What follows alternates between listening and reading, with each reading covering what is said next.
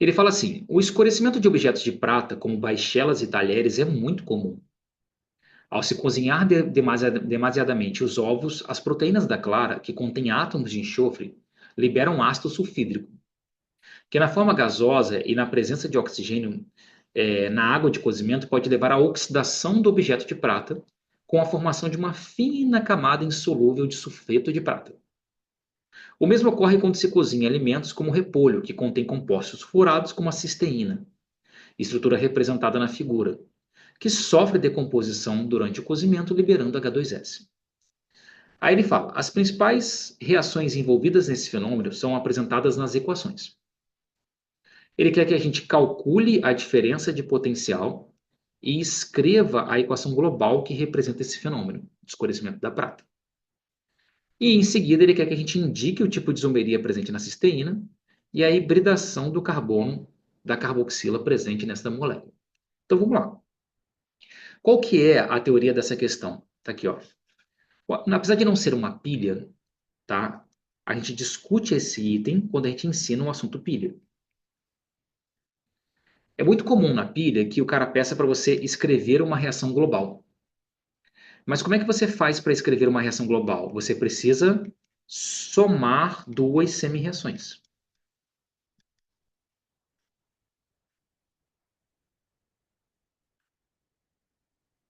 Acontece que no enunciado, essas duas semi-reações, elas vêm no mesmo formato. Repara que o elétron aqui, ele está antes da seta, ó. Significa que aqui a prata está ganhando esse elétron.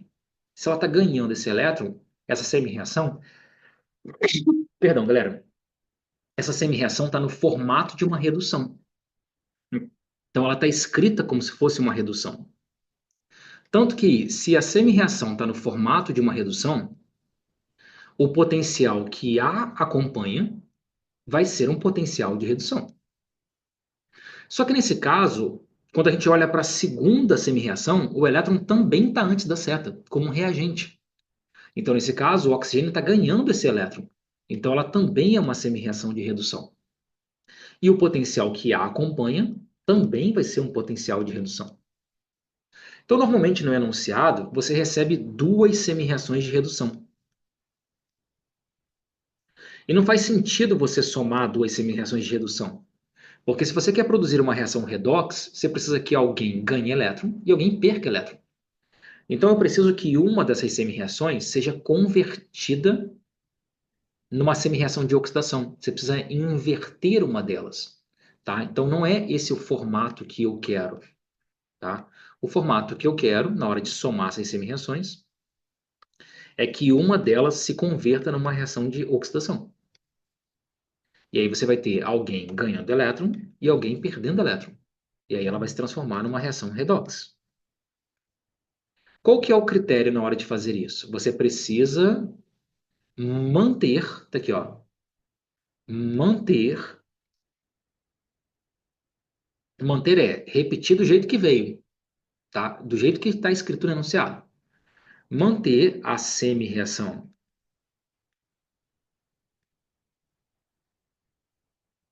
de maior potencial de redução. Que quem tem maior potencial de redução é o cara que ganha elétrons com mais facilidade. E você precisa inverter a semi-reação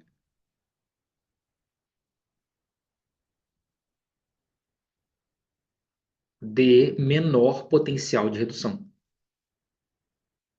Porque quem sofre menor potencial de redução vai perder elétrons. De verdade, vai sofrer oxidação. Então, quando você faz essa comparação aqui, ó, você está comparando potenciais. Só que esse potencial é maior. Então, essa semi-reação você vai manter. Você vai manter ela no formato de redução. Esse cara tem um maior potencial de redução. Então, ele é quem vai ganhar elétrons. Por outro lado, esse potencial é menor. Então, você precisa inverter essa reação, porque esse vai ser o cara que vai perder elétrons. Então, o que é importante na teoria aqui é você entender que qual é o fluxo de uma reação espontânea. O cara que tem o maior potencial de redução é sempre o cara que sofre redução. É o cara que ganha elétrons.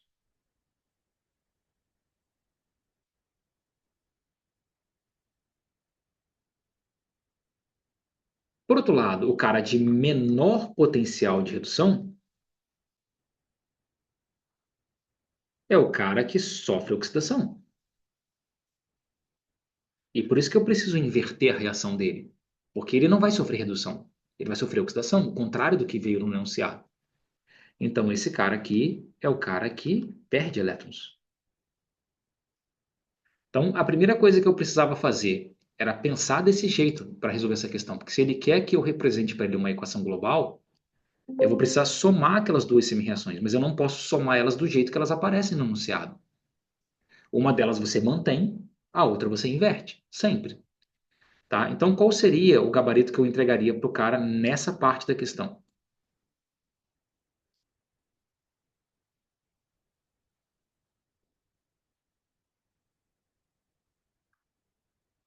Eu vou pegar a equação, tá aqui, ó, da prata, e essa equação eu vou inverter, ou seja, eu vou escrever ela o contrário do que ela veio, tá aqui, ó.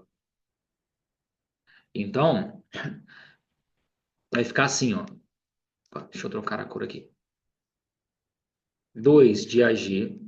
Aí, você não precisa na química botar estados físicos, tá? Mas quando o enunciado traz o estado físico, não tem por que você não colocar.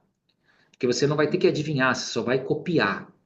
Então, eu indico que quando o cara traz o estado físico, replica, não tem problema nenhum, tá? Mas se ele não coloca, não é uma obrigação. Tá aqui, ó. Então, a gente vai inverter a primeira reação.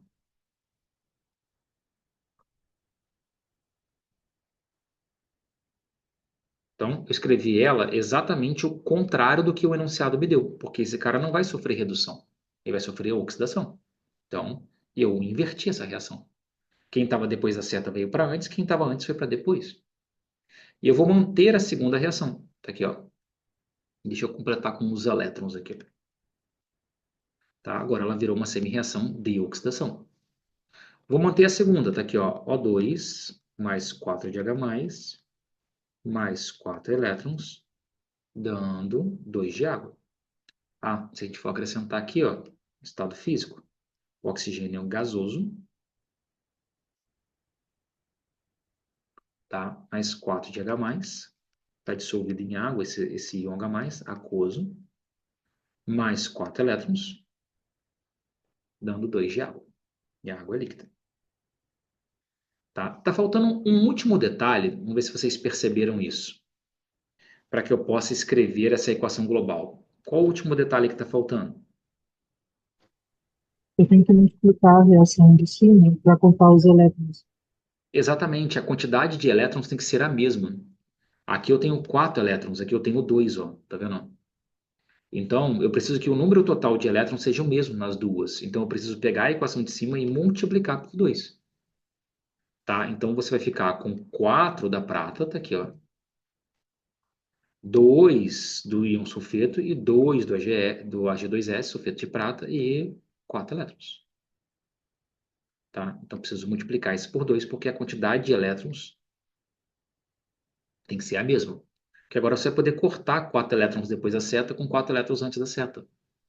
E aí, o que sobrar é a sua equação global, ó. 4 da prata, mais 2 do sulfeto, mais O2, tá aqui, ó.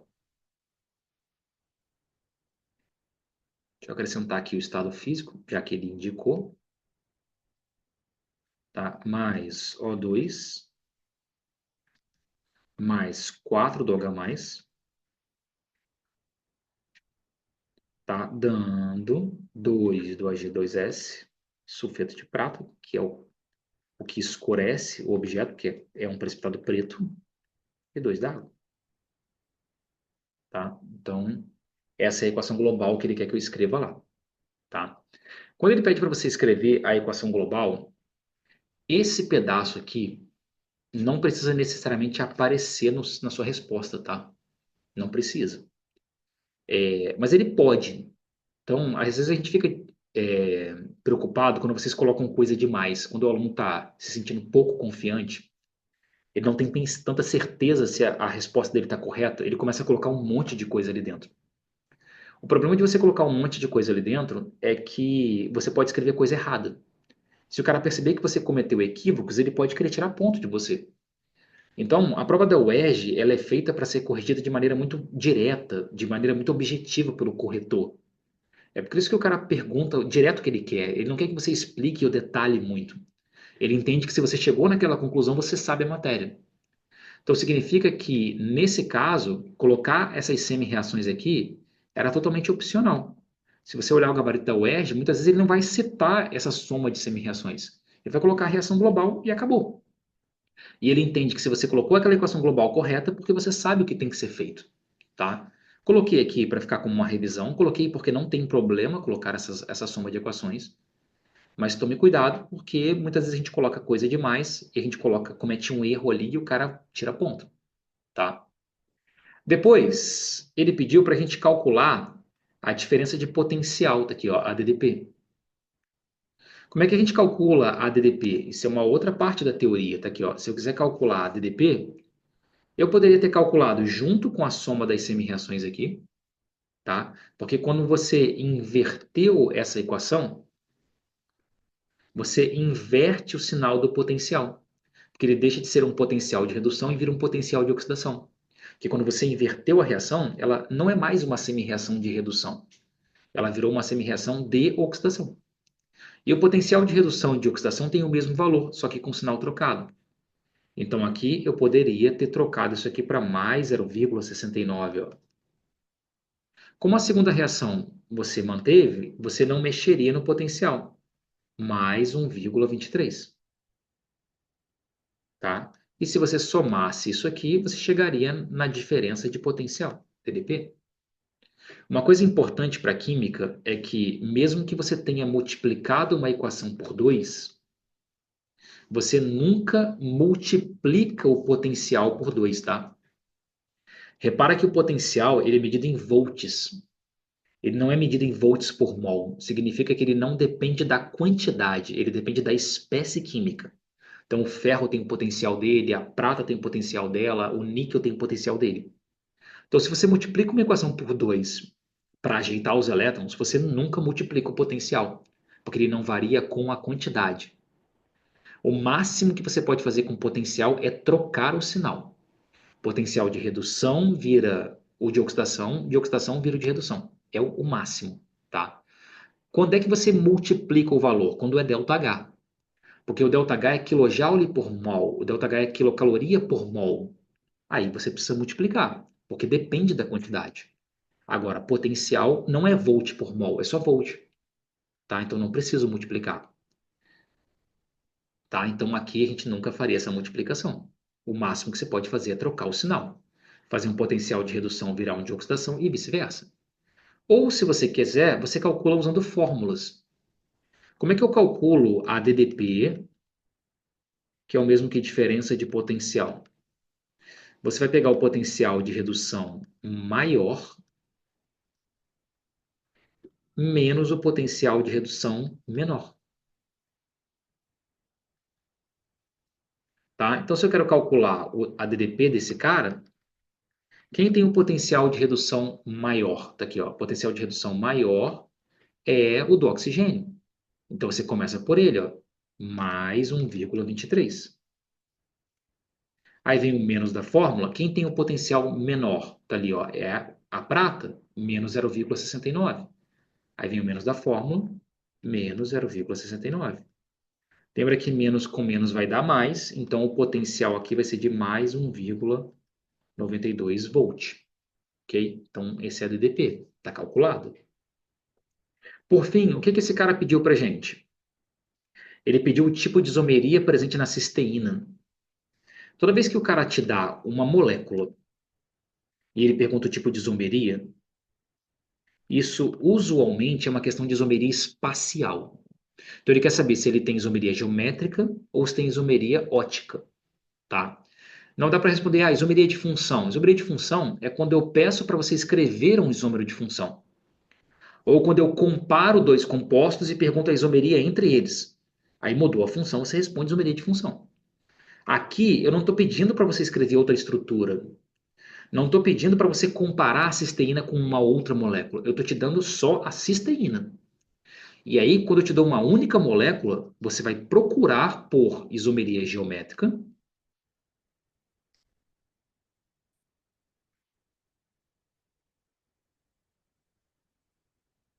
Você vai procurar por isomeria ótica. Para ter isomeria geométrica, tem que ter ligação dupla entre carbonos ou tem que ter um ciclo, tá? Não é o caso. Aquela ligação dupla do C com O não conta para isomeria geométrica.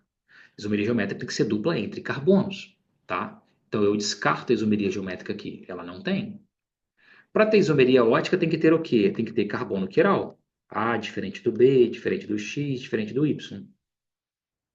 E aqui a gente tem, ó, esse carbono é um carbono quiral.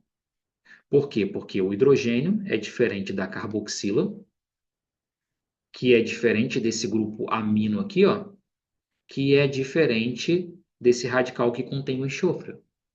Então esse cara tem carbono quiral. Então quando ele pergunta qual é o tipo de isomeria, indique o tipo de isomeria. Você vai responder para ele, tá aqui, ó, isomeria ótica.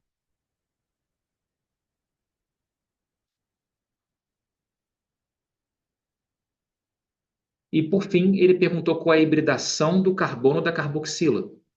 Esse aqui é o carbono da carboxila, ó. E de novo, qual que é a hibridação dele? Ele tem uma dupla e duas simples, ó. Então tem dois buracos, ó. Então a hibridação desse carbono é sp2.